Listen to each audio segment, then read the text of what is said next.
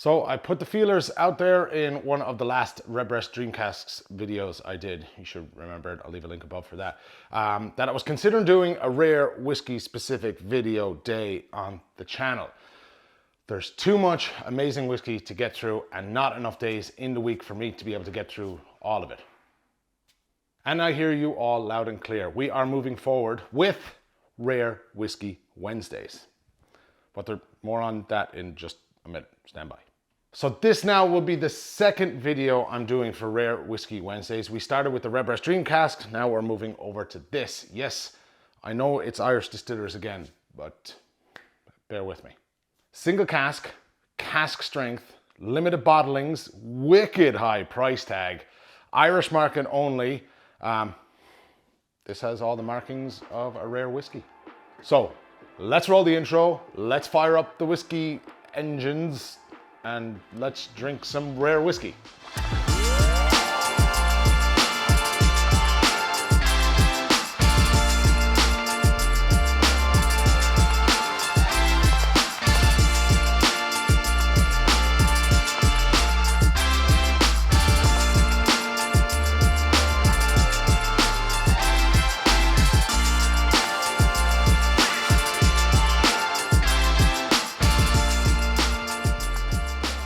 Welcome to Rare Whiskey Wednesdays. I'm the Whiskey Chaser Brian here in Christy's bar. Get psyched, this is going to be awesome. Or on the opposite, totally shit. But more than likely awesome, fingers crossed. Rare Whiskey Wednesdays is now an official thing. Thank to all you lovely folks out there who want to see me drinking rare, expensive, ridiculously hard to find whiskeys. I could not have found a better way to try and tempt the owners here to open some of their incredibly rare and expensive whiskeys than for Rare Whiskey Wednesday. Yes. My plan is coming together nicely. Excellent.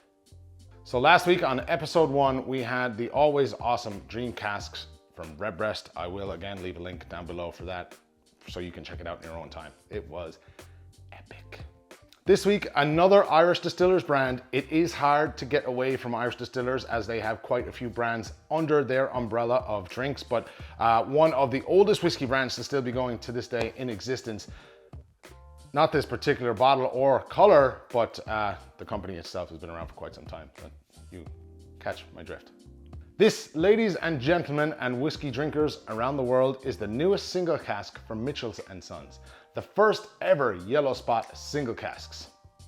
And it's a 13-year-old. Boom.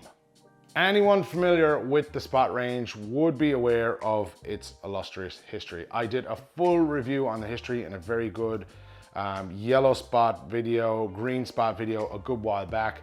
I'll link it above. I'm not going to go into that again here, but the single cask range from Mitchel & Son is somewhat of a whiskey collector's wet dream. They have absolutely gone to the moon in terms of secondary market value and collectability, obviously. More on that in a minute.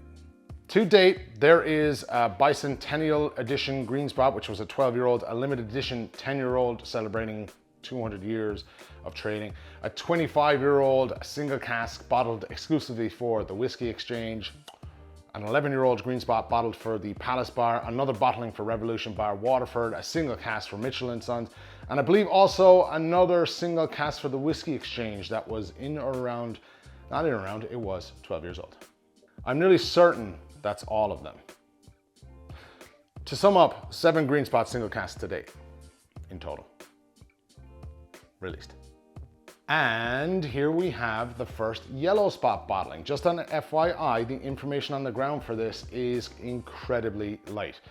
My research turned up exactly nothing. Not much info at all, except about 624 bottles in this release, possibly more, 57% ABV, utilizing bourbon and Malaga casks.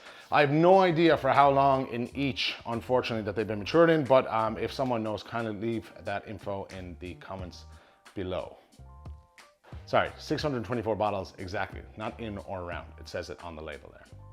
So the release price was eye-watering, heartbreaking, pain in the hole, 475 euros. It actually breaks my heart that this was so bloody expensive. And to be honest, I really think it put a lot of people off purchasing one of these to drink and to try. Kind of notorious with some of the green spot releases in the later years where they were on the high side of the price. Again, it's gonna break my heart even more if this is absolutely beautiful whiskey, because I won't be buying a bottle at that price. Straight out, just gonna be honest.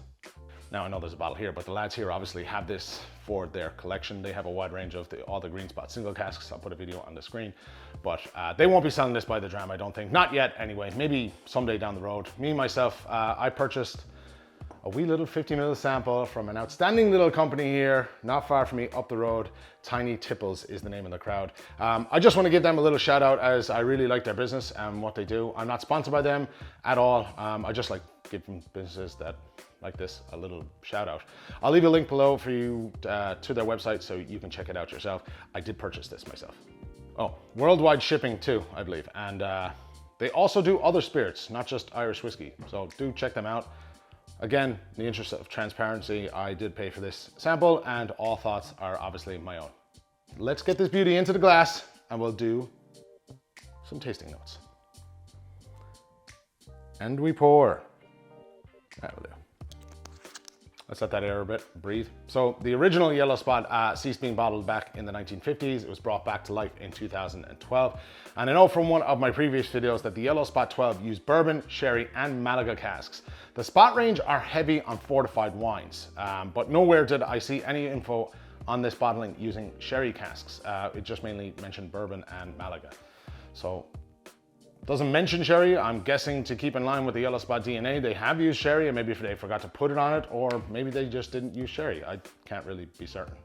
Anyway, the first Yellow Spot single cask, 13-year-old, 57% ABV, 624 bottles, 475 euro, limited to 2 bottles per person, and here in a sample from Tiny Tipples because my wallet jingles.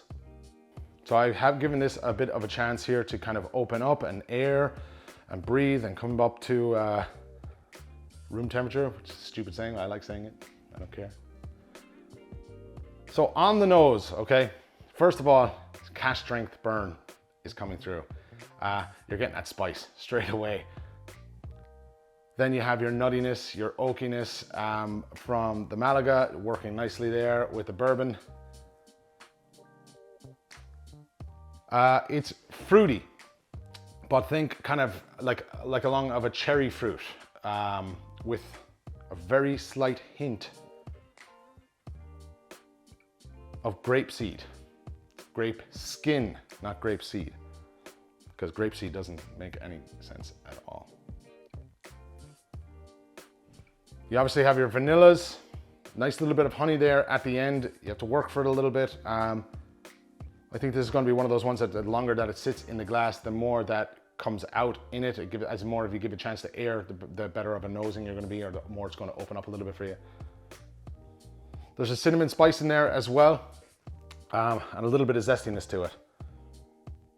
A little bit on the wild side, I would say, just a touch. Now, nothing major, but what's shining through is the fruits, the cherries and kind of grape skin, not seed.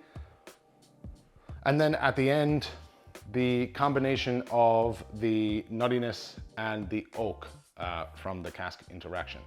To be fair, there's a nice nose on it. I like that nose. In comparison to the Yellow Spot, way more of those cask strength influences. So your nuttiness is kind of more apparent. You're not getting as much of the pot still oiliness on the nose, or that viscosity I find like with a thicker whiskey. Let's have a little sup. Let's launch it. Oh yeah, oily, spicy as hell.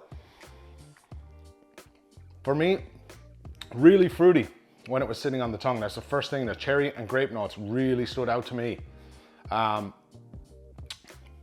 They give away then to the oak and the nuttiness on the palate. I want to say almost like an almond type nuttiness. Have another little sup. Let's launch it. Ooh, cinnamony spice. touch of bitterness. That actually subsides really quickly though. That could just be my palate now this morning, but rich in tannins. Kind of get like a touch of tobacco, maybe leather at the very end, very slight hint of it, but you think oak, nuttiness, sweetness, fruity, cherry, grape skin. On the finish, very warming. Pot still spices coming through big time there. So the mouth is still kind of spicy, still kind of tasty, still feel it. It's slow to die out, so medium to long style of finish on this. Nuttiness still kind of there, but it's fading a little bit. It's kind of a balance between the nuttiness and the oaky notes with the tannins. A little bit of fruit residue left on your palate.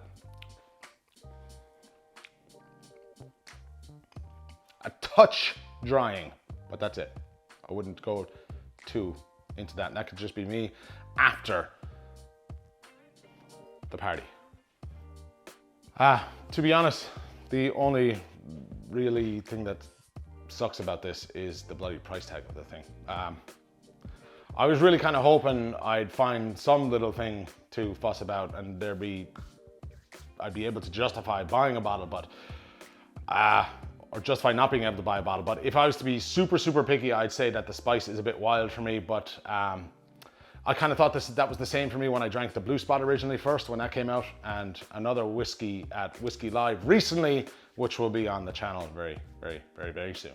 So yeah, it's delicious whiskey. There's no denying it. It's very well balanced. Take into account what I said about the spice. Certainly not a €475 whiskey at this age point, but still damn good whiskey. So if you can, try and get your hands on a sample and taste it yourself. As I mentioned, I got that sample from Tiny Tipples. They have some still in stock. Now myself personally, on a personal note, I'm delighted to have gotten to try the first Yellow Spot single casks. I'm sure there will be a few tastings coming up where you might get an opportunity yourself to try it. Hopefully you do. And if you do, let me know what you thought of it down in the comment section below. I'd love to try this and the Yellow Spot side by side, the original Yellow Spot, which I will after this video. So lucky me. So for the second Rare Whiskey Wednesdays, we are going to log off. More plans in the workings. I know I've been talking absolute shite for the last 18 months, but things are finally starting to happen. Make sure you're subscribed. And of course, cheers to the lads here in Christie's for the backdrop and hospitality. Until the next edition of Rare Whiskey Wednesdays, I'm psyched about this. Moving forward, it's going to be really, really good. I'm the Whiskey Chaser Brian. Remember to keep it Irish. Sláinte.